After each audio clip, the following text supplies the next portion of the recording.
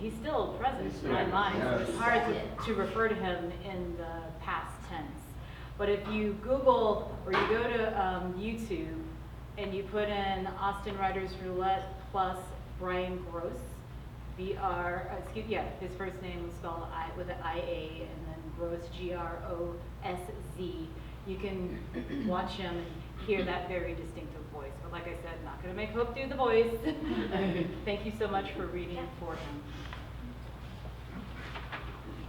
This is also a major honor.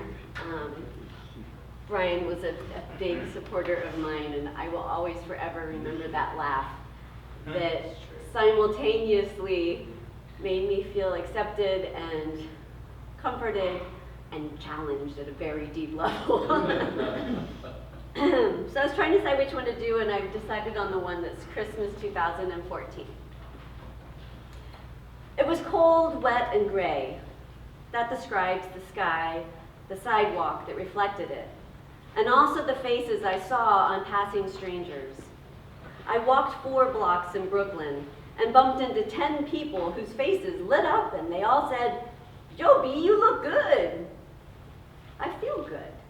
I had rid myself of the cold, wet, and the gray, despite the fact that that's usually the way my eyes look. In Brooklyn, you have to search for happiness. In Austin, you have to search for an asshole. New York, once a wonderful place for a young man with dreams, had turned me into a man who had lived on anger, interrupted by the occasional laugh, gray like my eyes, but not quite a color. I used to laugh because I hated everything around me. I moved to Austin, and now I laugh because I can still hate things, but I love a lot more. So my eyes might still be gray, and sometimes the sky might be the same. I will still get misty over the smell of a wet sidewalk on Atlantic Avenue as car alarms, sirens, and horns blare around me. And I hope to fuck I never lose to my New York accent, which always gets worse when I've been drinking.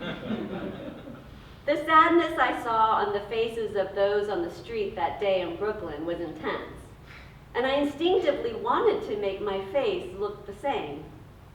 But I caught my reflection in the window of a bodega, and I realized that I was smiling. Not because of where I was, a place that I had called home for most of my life, but because of where I knew I was going. Yeah.